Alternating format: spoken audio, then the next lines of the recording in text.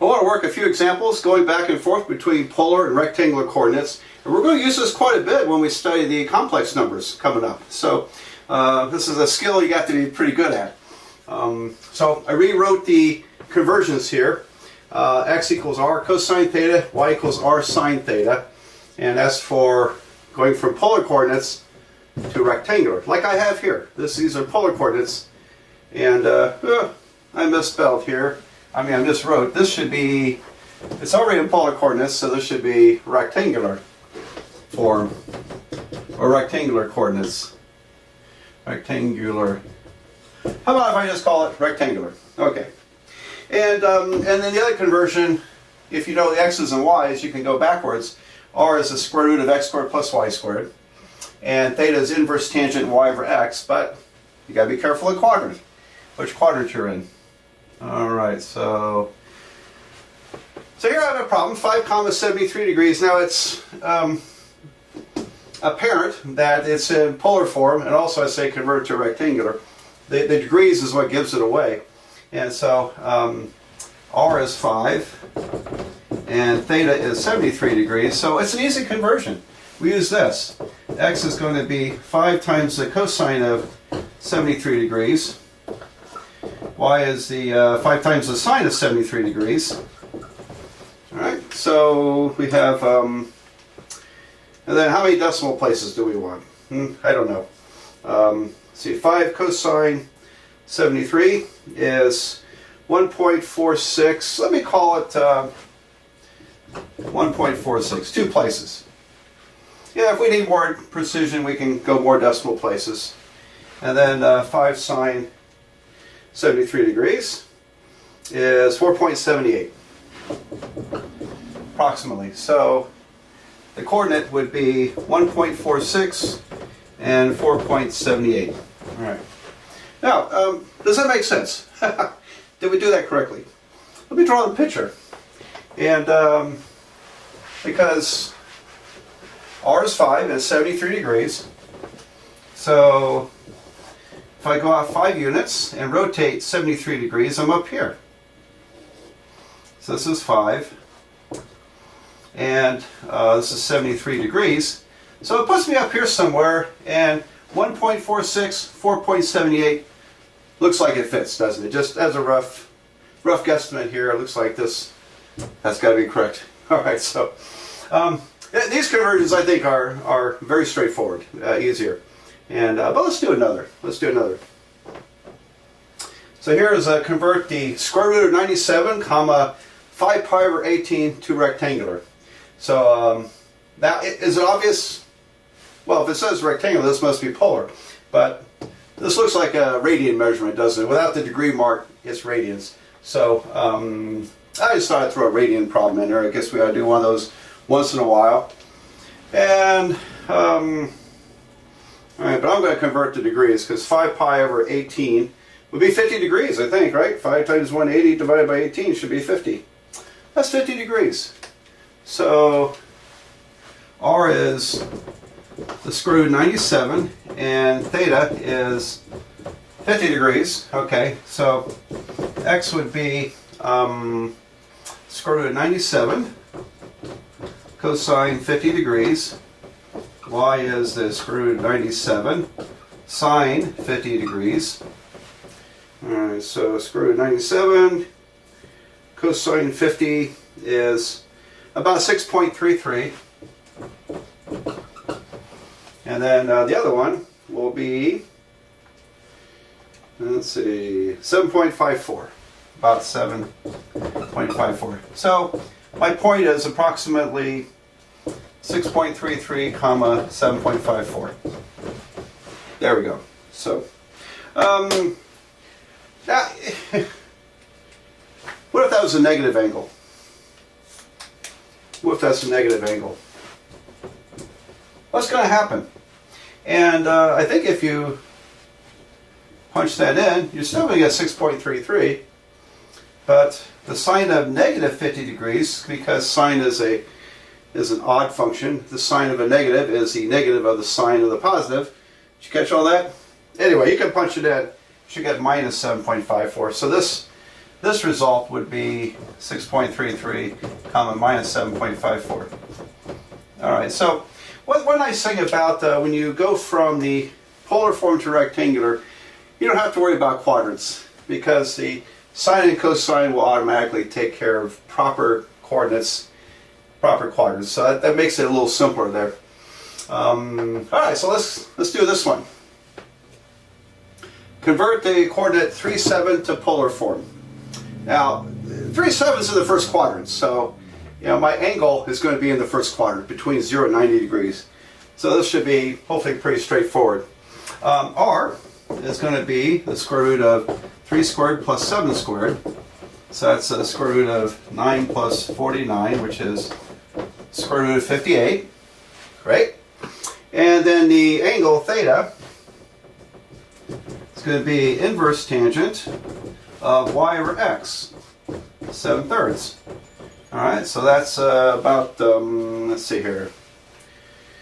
Ooh, inverse tangent, parentheses 7 divided by 3, is 66.8 degrees. All right, so the coordinate, here's how I write it in class. Now, if you have a different instructor, they may have different requirements, but I would say this is the point square root of 58, 66.8 degrees. Now, so I didn't run to the calculator and calculate square root of 58.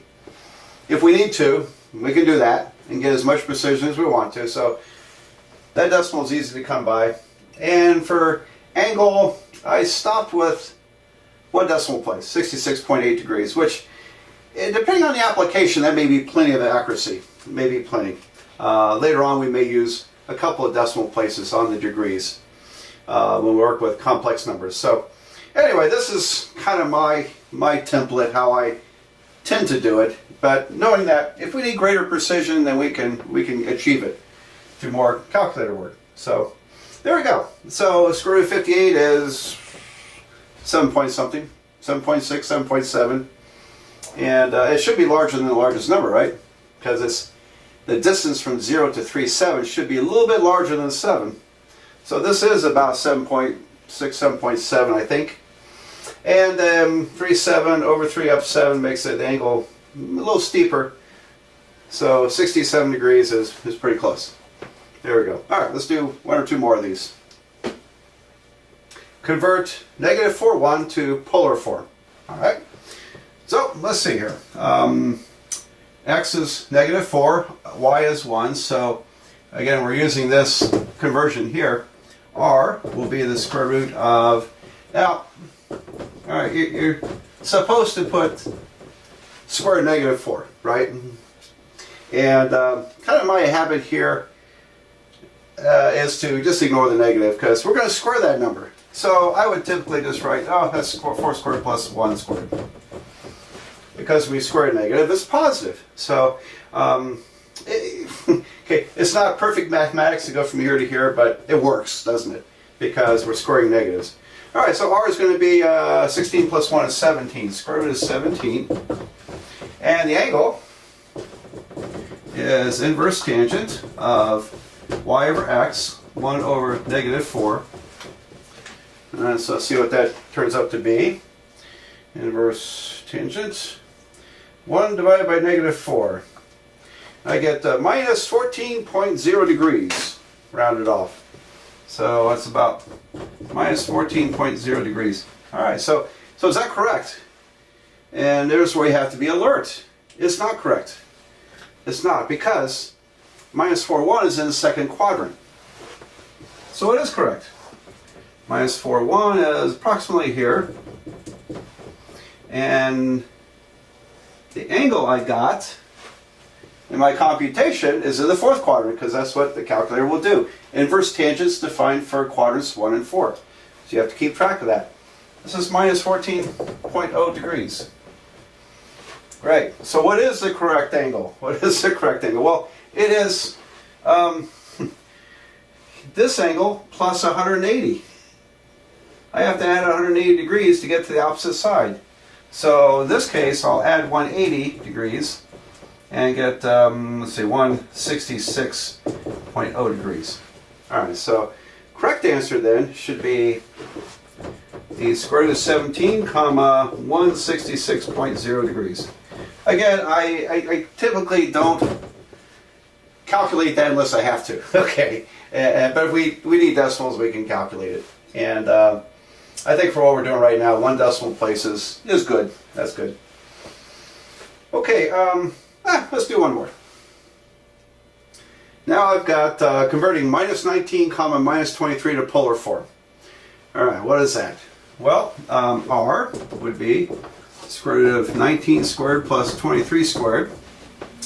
And I think I'll use a calculator for that one. So 19 squared plus 23 squared is 890. R is about, well, is square root of 890. And by the way, if I do take the square root of that, I get 29.8. So 29.8 should be larger than both numbers because it's distance. Okay, if you draw the picture, you'll see why pretty easily. Theta would be inverse tangent of negative 23 over negative 19. Now, if you wanted to, you could cross out the negatives, and which I'm going to do on my calculator. So I'm going to punch in the inverse tangent, parentheses, 23 divided by 19, because you can't ignore negatives here, but if there are 2 of them, they do cancel, don't they? Alright, so calculator gives me 50.4 degrees. And that's an approximate. Alright, so are we done? Hope you're alert, because again, this number is not in quadrant 1 or quadrant 4. Okay, it's minus 19 minus 23. It's down around here maybe. And so the angle is pretty big. And yet your calculator only gave you 50.4 degrees. So again, we're going to have to, in this case, we'll have to add 180. So, you know, you don't always add 180, but you do when your point is in quadrants 2 or 3. So it's just something you have to keep track of, because it's amazing how many students overlook that. 230.4 degrees. All right. So my coordinate would be square root 890, comma 230.4 degrees. There it is. So we've done that. Okay. So as you can see, calculating rectangular to polar and polar to rectangular is pretty straightforward. It's a mechanical process, and but you have to get good at this and end up memorizing this, because we'll use this a lot when we do the complex numbers. All right. Well, let's go on and I'll give you some examples of how we use polar coordinates.